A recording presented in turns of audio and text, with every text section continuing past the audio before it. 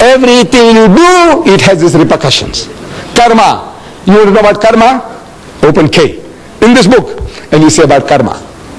You know about lingam. I don't know whether you know.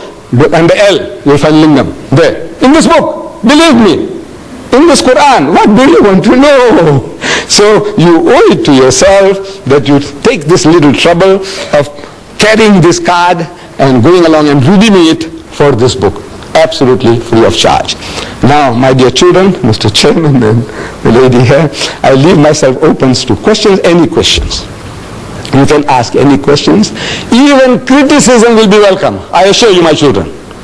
This old man can take it. I am yours. Yeah.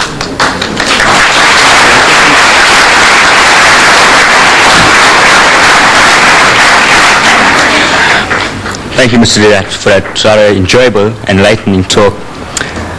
Please feel free to ask Mr. Didat any questions whatsoever.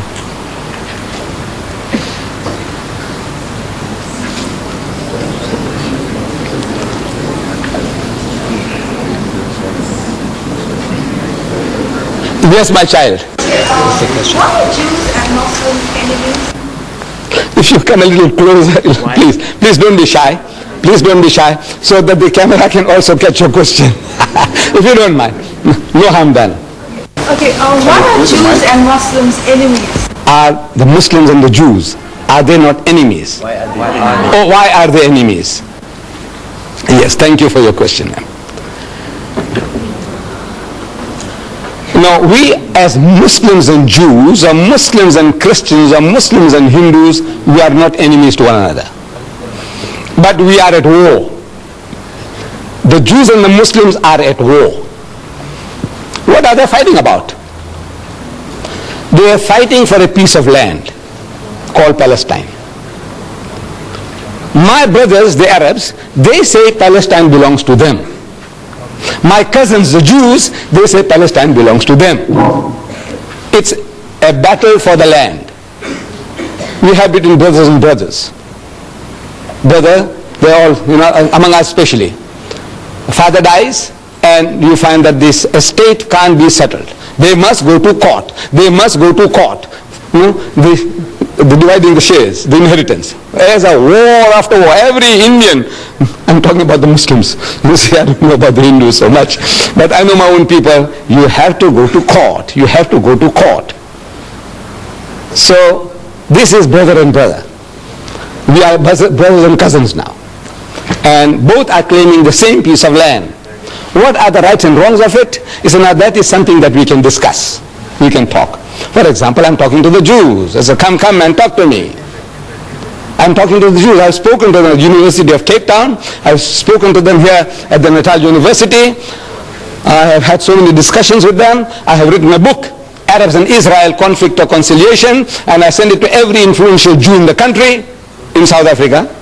The reaction was, they want to kill me, they want to bomb me. I said, come, talk to him. I got it all recorded, when they phone up and they use abusive language and what they're going to do to me and all that. I said, come and talk. Because my book says, call them. Call people to a dialogue. Come, let us talk. See if we can see reason. So it is not Muslim want to kill Jews or Jews wanting to kill Muslims. Because we have lived together, Muslim and the Jews, for over 1,000 years, no problem. You see, in Spain, the Muslims ruled Spain for 800 years.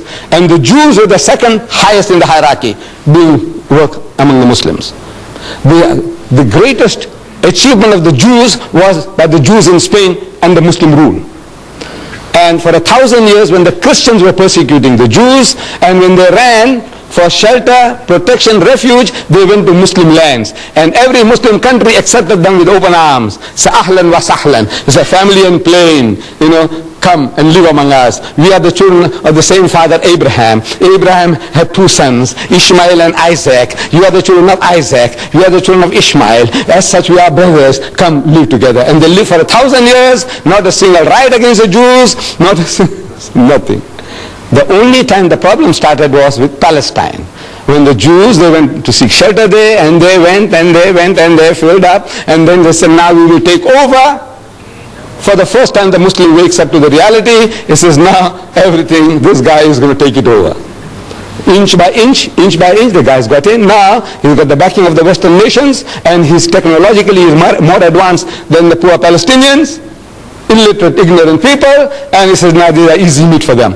So now they wake up and say, no man, this is not right. So this conflict from 1918 onwards, prior to that, no problems between the Muslims and the Jews. Any other question? Yes, my son. What's your opinion on satanic verses? Well, as the word says, satanic. The guy is satanic. The guy who wrote the satanic verses is satanic. You see, the trouble is that bulk of the people, nobody has really read the book. In the Royal Albert Hall, I went and spoke about that book of Rushdie. 6,000 people. And I made the chairman to read the introduction. There's a poetic introduction, a quotation by Daniel Defoe, some literary man, his quotation about the devil. So I made the chairman to read it from the satanic verses. And the chairman read it and is asking 6,000 people, anybody at any time has read this? Or you have seen it anywhere, or you read anywhere? Out of 6,000 people, one guy put up his hand. Where? In the satanic verses. Then I'm asking the people, the audience. I said, you see, Rushdie has something special to tell about you Londoners. I said, on the very first page, he calls you all bastards. You Londoners are all bastards. Do you know that? No.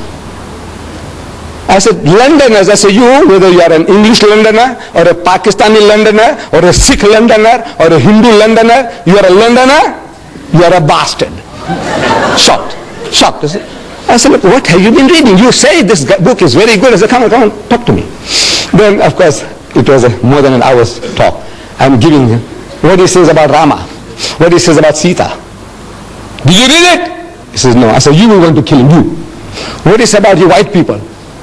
The whole white race is his white women. No mine. Fat, Jewish or non-differential. White women. I can't say. There are other words. What they are good for. I can't. But I said, now you talk to me. You want to know? I said, you white man, you know what he says about your mother, your wife, your sister, your daughter. You Jew, you know what he says about your mother, your wife, your sister. I want to know what are your reactions. Then this is what he says about Rama and Sita. This is what he says about all of your whole white race. And on and on and on. The filthiest, dirtiest book in my life I ever came across was the satanic verses. Really satanic. Keep away from it. From the price point of view, at one time it was costing 15 pounds. There's 75 rands. You know 75 rands on that? It's about 540 pages. 75 rands. Here I'm giving you, my son, 2,000 pages free of charge.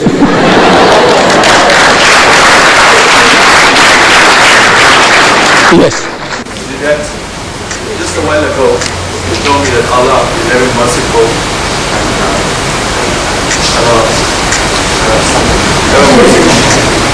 Now, I know someone rushed you are terribly wrong, but anyway, we're living in the modern times now, and we have freedom of speech, freedom of writing. But that's besides the point. If Allah is merciful, who are we as people to impose judgment on Rushdie? Because, you see, we didn't create Rushdie. He was created by God himself. Right? And who are we to formulate opinions and impose death sentences upon him when we have God himself to decide? Now, if Allah is merciful, why can't we be merciful? Beautiful. Beautiful.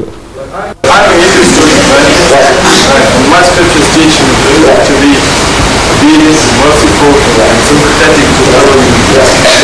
Now, we must sympathize with Rushdie. We understand he has a problem, but we're not in a position to impose death sentences upon him as a late Ayatollah Khomeini did. Now, I appeal to the Muslim people and Muslims in general to forgive Rushdie and give him a break and allow him to apologize and take back his faith.